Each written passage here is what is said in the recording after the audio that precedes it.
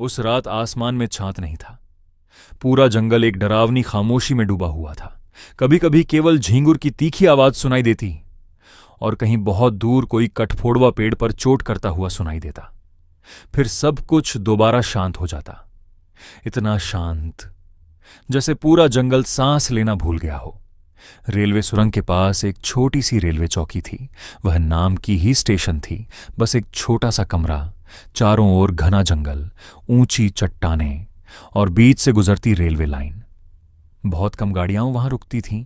ज्यादातर ट्रेनें केवल धीमी होती और फिर अंधेरी सुरंग में गायब हो जाती। उस छोटी सी झोपड़ी के अंदर बैठा था बालदेव, रात का चौकीदार। मोटी शॉल में लिपटा हुआ वह धीरे धीरे उठा। रात लगभग आधी बीत चुकी थी। ठंडी हवा उसके शरीर को कंपा रही थी। हर रात की तरह आज भी उसका काम था यह देखना कि सुरंग के पास लगा सिग्नल लैंप जल रहा है या नहीं और रेलवे लाइन सुरक्षित है या नहीं। झोपड़ी के एक कोने में उसका 12 साल का बेटा तेंबू सो रहा था।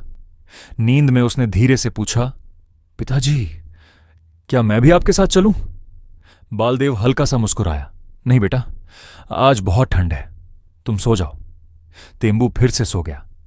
लेकिन बालदेव अच्छी तरह जानता था कि जिंदगी कितनी कठिन है। उनका छोटा सा आदिवासी गांव स्टेशन से 3 मील दूर था। परिवार बहुत गरीब था। धान के छोटे खेतों से मुश्किल से गुजारा होता था। ये छोटी सी रेलवे नौकरी ही उनके लिए सबसे बड़ा सहारा थी। बालदेव ने लालटेन उठाई, अंधेरे में माचिस ढूंढी और धीरे धीरे बाहर निकल गया। उसके पीछे झोपड़ी का दरवाजा छर्र की आवाज के साथ बंद हो गया। सामने केवल अंधेरा था और जंगल। बालदेव धीरे धीरे रेलवे लाइन के साथ चलता गया, कभी पटरियों पर, कभी किनारे पड़े पत्थरों पर। ठंडी हवा चट्टानों के बीच सीटी बजाती हुई गुजर रही थी। उसने अपनी शॉल को और कसकर लपेट लिया। कुछ ही देर बाद सुरंग का मुहाना दिखाई दिया, काला, भयानक, खामोश। वह किसी सुरंग से ज्यादा किसी विशाल दैत्य के खुले मुंह जैसा लग रहा था। बालदेव ने सिग्नल पोस्ट की तरफ देखा। लैंप बुझ चुका था। वह तुरंत उसे नीचे खींचने लगा।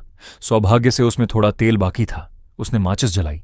एक पल के लिए छोटी सी लौ हवा में कांपी, फिर लैंप दोबारा जल उठा। लेकिन तभी बालदेव अचानक ठिठक गया। जंगल के भीतर से एक हिरण की डरी हुई चीख सुनाई दी।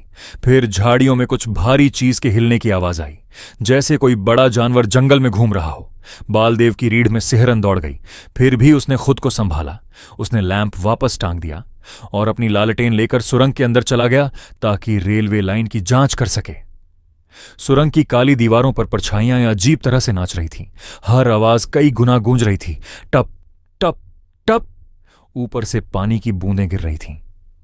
बालदेव ने पूरी लाइन ध्यान से देखी। सब कुछ साफ था, कोई खतरा नहीं, कम से कम अभी तक। वह वापस सुरंग के बाहर आया और सिग्नल पोस्ट के पास बैठकर ट्रेन का इंतजार करने लगा। लेकिन ट्रेन देर से थी। ठंडी हवा और गहरी खामोशी। धीरे धीरे उसकी आंखें भारी होने लगीं और वह ऊँघने लगा। उधर झोपड़ी में तेंबू अचानक जाग गया। उसे जमीन हल्की कांपती हुई महसूस हुई। बहुत दूर से ट्रेन की धीमी गड़गड़ाहट सुनाई दे रही थी। पिताजी को लैंप जलाना होगा, उसने उनींदी आवाज में कहा। फिर उसे याद आया कि उसके पिता तो पहले ही जा चुके हैं। अब वह पूरी तरह जाग चुका था। वह ट्रेन का इंतजार कर रहा था और अपने पिता के लौटने का भी। इसी बीच सुरंग के बाहर बालदेव की आंखें अचानक खुल गईं। ऊपर चट्टानों की तरफ से एक धीमी गुर्राहट सुनाई दी। वह तुरंत सतर्क हो गया। ऐसी आवाज केवल एक जानवर निकाल सकता था, बाघ। उसके शरीर की हर नस तन गई। छिपने की कोई जगह नहीं थी, सिर्फ अंधेरा और उस अंधेरे में धीरे धीरे बढ़ती हुई मौत। कुछ पल तक सब कुछ शांत रहा। जंगल तक जैसे सांस रोक कर खड़ा था। फिर अचानक पत्थरों के लुढ़कने की आवाज आई। बाघ चट्टानों से नीचे कूद चुका था। बालदेव ने अपनी कुल्हाड़ी कसकर पकड़ ली। वह साधारण कुल्हाड़ी नहीं थी। उसके पिता ने अपने हाथों से उसे बनाया था। बालदेव उसे हर जगह साथ रखता था।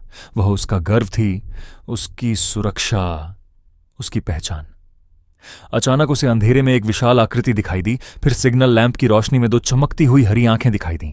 बाघ, विशाल, भयानक, खूंखार।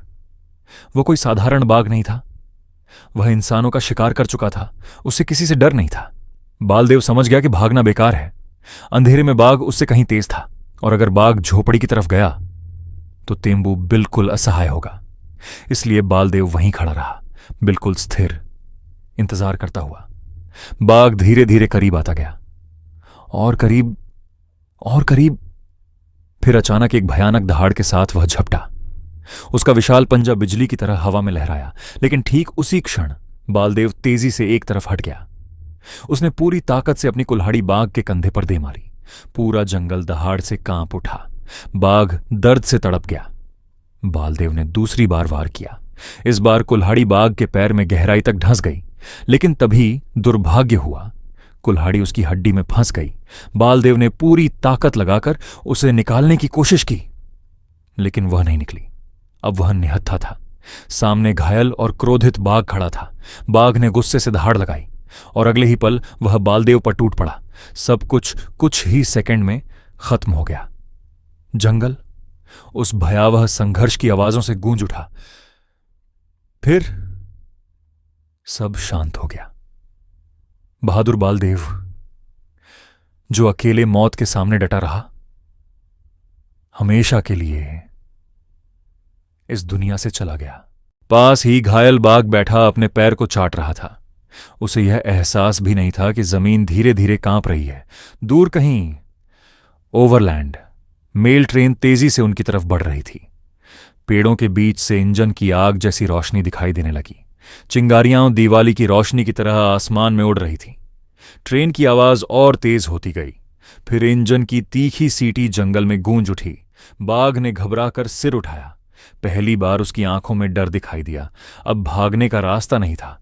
घायल पैर के साथ वह तेजी से सुरंग की ओर भागा, लेकिन तभी भयंकर गर्जना के साथ ट्रेन सुरंग में घुस गई। अंदर लोहे की कान फाड़ देने वाली आवाज गूंज उठी। धुआं, चिंगारियां और मौत। कुछ ही पल बाद ट्रेन सुरंग से बाहर निकल गई। जंगल फिर से शांत हो गया। अगले स्टेशन पर ड्राइवर ट्रेन रोककर नीचे उतरा। जब उसने इंजन के सामने देखा तो उसकी आंखें फटी रह गईं। इंजन के आगे फंसा हुआ था बाघ का आधा शरीर। जिस खूंखार बाघ ने वर्षों तक जंगल में आतंक फैलाया था, वह अब मर चुका था।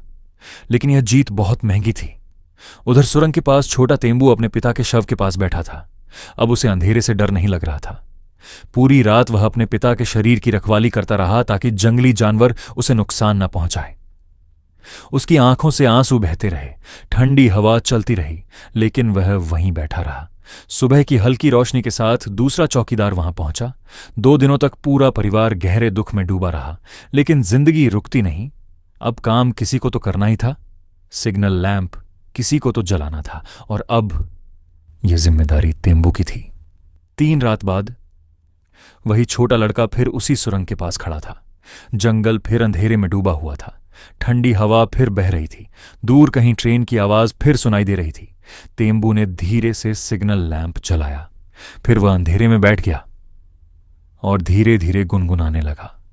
अब उसे डर नहीं था। आखिर उसके पिता ने बाघ को मार गिराया था, और उसके हाथ में थी अपने पिता की कुल्हाड़ी। अब उसके भीतर भी वही साहस जीवित था। ये कहानी हमें सिखाती है कि सच्ची बहादुरी डर का ना होना नहीं है, बल्कि डर के बावजूद अपने कर्तव्य पर डटे रहना है। बालदेव ने अपनी जान देकर अपना फर्ज निभाया और अनगिनत लोगों की जान बचाई। ये कहानी हमें यह भी बताती है कि साहस और जिम्मेदारी एक पीढ़ी से दूसरी पीढ़ी तक पहुंचती है।